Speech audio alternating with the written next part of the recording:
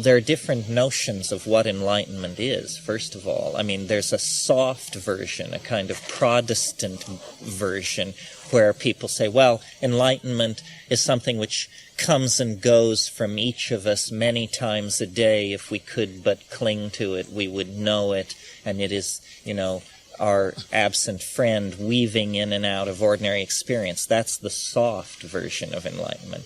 But then, there's a hard version of enlightenment which says if a single sentient being attains enlightenment for a single nanosecond anywhere in the kiliocosm of eternity, then all sentient beings will instantly be sucked into the presence of the parinirvana, and the illusion of space and time will collapse, and the Tathagata will be immanent, and so forth and so on. I sort of like the hard version because it makes it easier to know when you're in the presence of it. I don't know. I mean, this is an interesting question.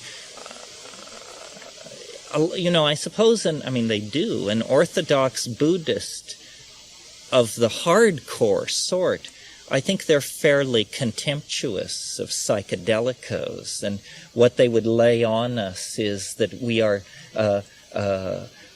obsessed with samsara, that our love of the 10,000 things will forever stand between us and union with the undescribable, unutterable, Platonian non-entity outside of all realms of description and anticipation and so forth and so on. Probably true. It's just that, buying into that thing exists at all is a major step. And, I'm willing to play the Pied Piper there. I'm interested in the 10,000 things. I mean, what thrills me are museums full of butterflies and libraries full of books and galleries full of paintings and parties full of women and just the multiplicity of things. And that's what psychedelics seem to celebrate. On the other hand, it's very hard to be a psychedelic person, I think, and not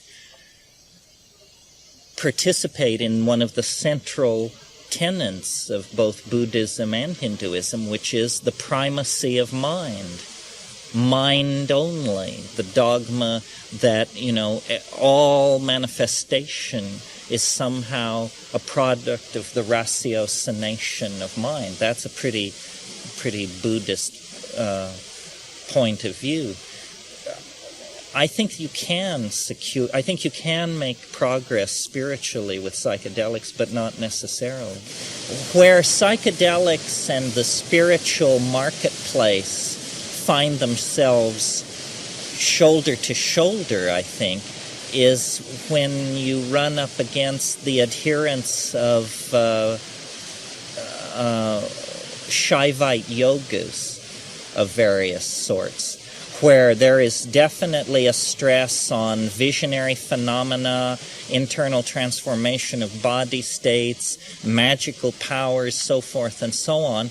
And, there's quite a feeling of competitiveness. I studied some of those yogas. I certainly don't claim to be an expert.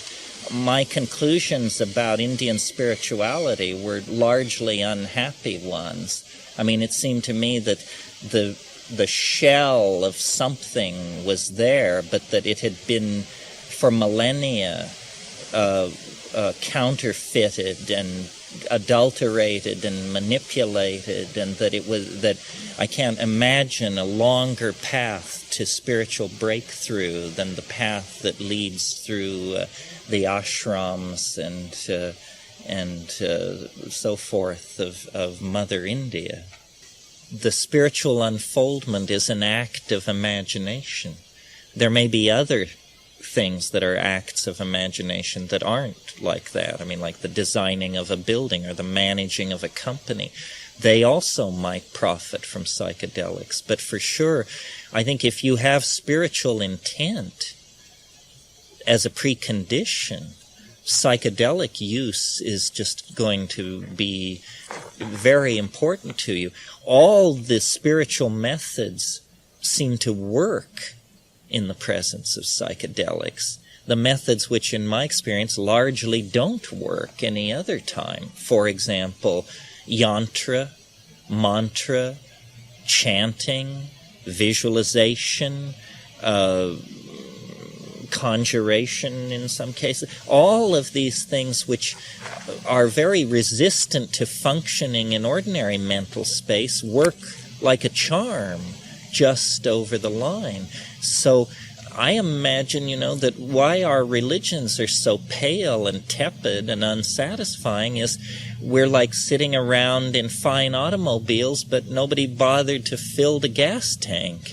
And so, we play the radio, and we turn on the windshield wipers and the blinkers, but we don't go anywhere. And it's because what you need is spiritual technique, shamanic technique, religious practice in the presence of a boundary-dissolving pharmacological fuel. And then it really happens.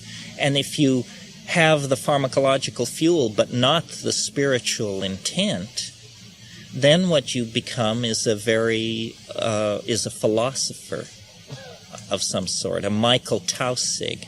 I mean, I'm really interested in Michael Taussig. I've never met the guy, but when you read his book on ayahuasca, it's wonderful. That's what makes horse races, you see. But I'm sure we would agree, whether we think the book is awful or wonderful, that there is not a spiritual bone in this man's body, not an atom of spirituality. And yet, he's taken as much ayahuasca as I or Sparrow or anybody here.